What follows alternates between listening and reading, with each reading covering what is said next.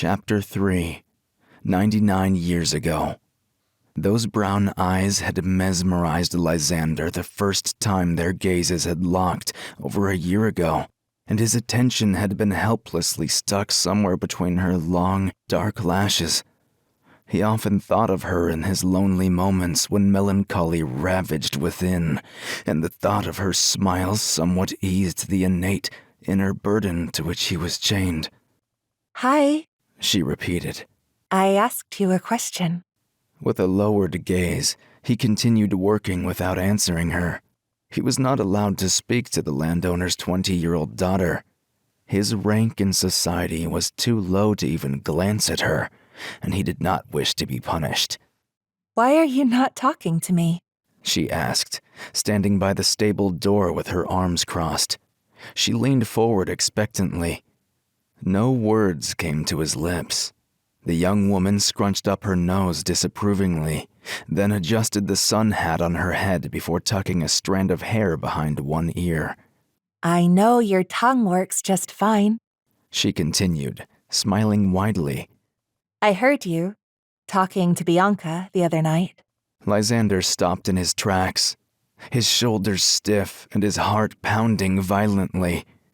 Bianca was a horse he took care of, and the one he had the strongest connection with. He spent extra time with her, and usually stayed near her box, sharing his thoughts with the creature until late in the evening, since he had no one else to talk to. His fingers tightened around the shovel, and he avoided looking at the woman as he spoke.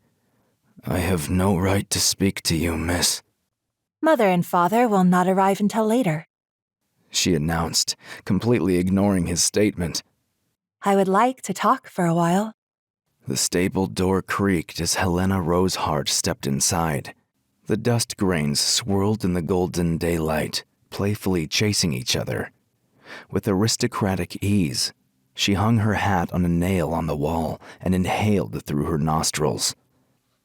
Your shoes," Lysander stammered, sinking to his knees as he began raking the straw in front of her with his gloved hands. "If they get soiled, your father will know you have been here." Helena shrugged. For a moment, irritation seeped into Lysander's heart. The young woman was of noble birth, with no indication of concern. Whilst he constantly thought about how he could best manage his duties in order to keep his job and not be punished by the landowner. He flinched when Helena gently, yet determinedly, placed one of her feet over his hand. The shimmering jewelry around her ankle drew his wide eyes, and when she teasingly pulled up her petticoat over her leg to expose a part of it, he was almost consumed by dizziness. It took a great deal of willpower for him to divert his attention to her face instead. "Look at me when I'm talking to you," she said, putting her hands to her sides before moving her foot. "What is your name?" He swallowed deeply as thoughts raced through his head. Surely it could not hurt if he made small talk with her when no one else was present. "Lysander," he replied quietly, clearing his throat. "Lysander Dulion." "Dulion, you say?" Helena tasted his surname thoughtfully with the tip of her tongue. She rubbed her chin with a hand clad in a pale pink velvet glove. "Your mother works at the inn in town, does she not?" "Yes, miss." As if by pure chance, his mother had served members of the Rosehart family at the inn on a rainy evening. She had overheard them speaking about having lost one of their stable boys after Bianca had kicked him and broken his ribs.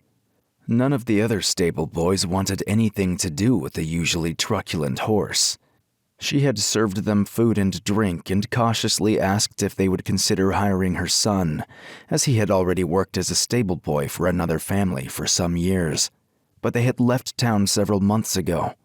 They had agreed to let Lysander meet Bianca the next day to see how she reacted. Yes, he remembered it like it was yesterday. He had seen right through the horse's wrathful temperament, peering into her soul and speaking to her telepathically, an ability he discovered during childhood and had kept hidden from his mother. Perhaps his good hand with horses and many other animals was due to him being a half-elf and his connection to nature. Bianca had calmed down, allowed herself to be stroked over the muzzle and scratched on the withers, and this had left the Rosehart family mightily impressed. They had disregarded his socially inferior status, and thus he could work for them and sleep in the employees' quarters. I prefer if you call me by my name when we are alone, the young woman remarked, breaking him out of the chains of his thoughts.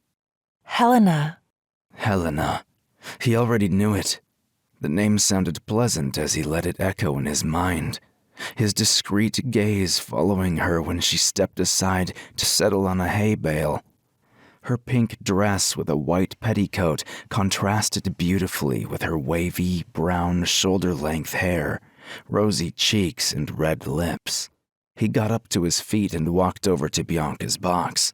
The horse neighed barely audibly and blew lightly on his face with her nostrils as he scratched her neck and spoke to her in a low voice. He could almost feel Helena's weighty gaze fixed against his spine, causing him to sweat with the apprehension that the landowner's gorgeous daughter was only a few steps away from him. And what might happen if he, the illegitimate child, was caught conversing with her? You are a half-elf, Helena said in a sober voice and lifted her chin in the air a little. Do you age just like a human? A discreet sigh escaped Lysander's lips, and his shoulders felt heavy. His gaze lingered on Bianca. Yes, miss. Aging is just like any human. Helena, she corrected him firmly. Helena. For a moment he held his breath and let the sound of his own tongue sink into his ears. How old are you? She continued curiously. 19 years old. He fell silent, and his cheeks stretched back in a grimace. Bianca nudged him lightly with her muzzle, and he glanced at the young woman over one shoulder. You should not spend time with me. The fabric of the dress rustled faintly as Helena jumped down from the hay bale and took a step in his direction. Her arms crossed over her chest. Why not? She asked, stubbornness burning in her eyes. I have been watching you for over a year, and I know you too have cast secret glances in my direction. I have never spoken to a half-elf before, and you have piqued my curiosity. Despite your curiosity, you did not know my name. He exhaled before biting his tongue, his forehead furrowed. Her name was among the first I had committed to memory. A streak of shame appeared at the corners of her eyes, and as her arms fell to her sides, the faint fragrance of her perfume wafted in the air.